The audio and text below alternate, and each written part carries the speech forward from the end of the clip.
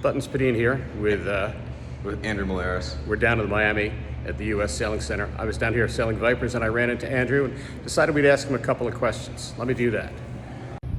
Got Andrew Mollerus down here at the U.S. Sailing Center, standing in front of a wall of all of the Olympic and Paralympic medalists that the U.S. has had. Andrew, good to run into you the other day. You said that you're going to stick around for the 4 years and try for the next Olympics. Tell us about the last 4 years, real briefly. How was it for you? You had a couple of highs, a couple of lows. Yeah, so I finished studying in May of 2016 and shortly thereafter teamed up with Ian McDermott from South Florida. And the two of us have been campaigning ever since, hoping to go to Japan, and we narrowly missed this time, but we're very excited to shoot for Paris in 2024. How'd you find Ian? So it was really a happy coincidence where we'd known each other for quite a while. As I think most people know, the sailing community in the U.S. is very tight-knit and small. And I had been planning to sail with my brother, who when he finished studying decided that this life on the road really wasn't for him. And Ian had been in another partnership which had kind of fizzled out, and so we were just available at the same time and a very good match for us, for each other, and for the boat. And so It worked well. It just was very natural, yeah. You had a couple of tough regattas, followed by a good regatta recently in the last 6 or 8 months. Tell us about them. Yeah, so the Olympic trials, well, part of the Olympic trials, was a combination of the two worlds in the last few months, the 2019 Worlds in Auckland, New Zealand, and then the 2020 Worlds, which just wrapped up in Geelong, Australia. And unfortunately, we didn't sail very well during the qualification of the 2019 Worlds, and made a down result despite sailing quite well in Silver Fleet. And that set us a bit back going into the Worlds in Australia, the 2020 Worlds.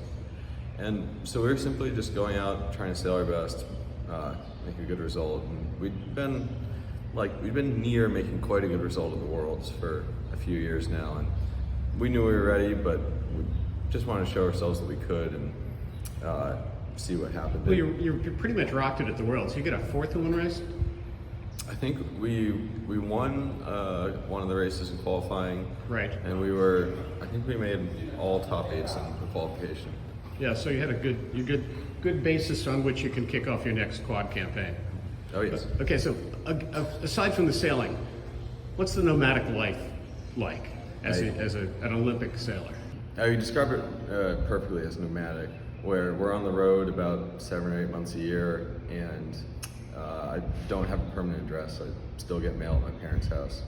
But it's part of what I love. We get to travel to some beautiful places and fantastic sailing venues, and compete against people that we've known for a long time, become friends with in a lot of very far-flung locales. So it's definitely unique. It has its strains. But it's like a community too, because of all the 49er sailors going to all the international regattas. Everybody's there together. Yeah, it is pretty amazing to fly for 20 hours, go through a ton of logistics, moving your equipment around, and finally, when you get down to it, you got to go battle the same people a few weeks a year. And this is definitely one of the parts I love in the sport. What do you have to do from a nutritional standpoint to keep yourself going? So you need to eat a lot of food, and you need to maintain a certain body weight, so you need to eat quite a bit. It's frankly sometimes hard to eat clean, healthy food all the time because you just need to eat such a large volume of it. On race days, you need to have a lot of calories, mostly carbs, before you go sailing, just to fuel you for the day, so you're not just completely spent by the last race. And there's an interesting thing which can happen sometimes if there's a delay for the weather, because you'll typically have waken up, eaten 2,000 or 3,000 calories worth of carbs, totally ready to go. You get down to the club and there's no wind. And so you're just sitting on shore, totally pumped up, ready to go, way too much food in you. And you gotta wait. But that's part of the sport.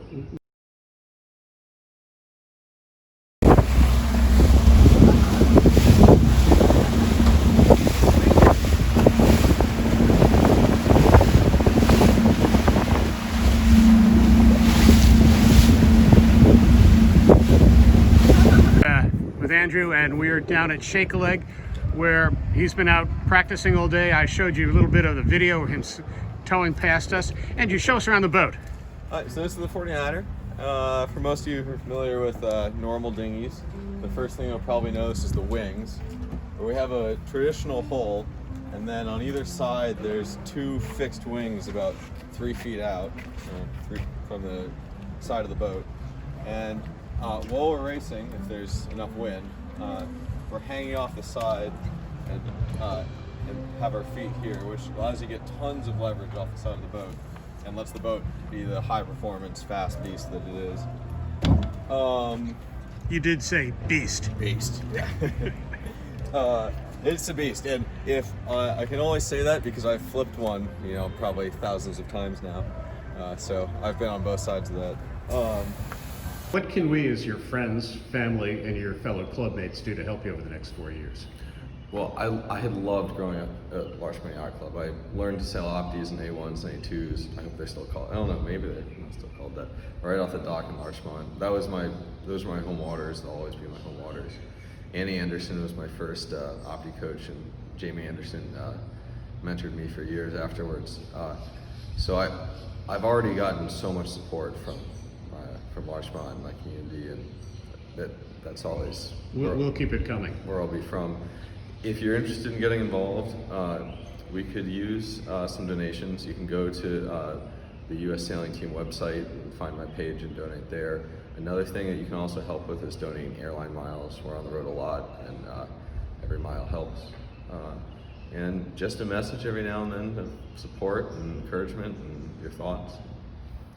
Okay, great.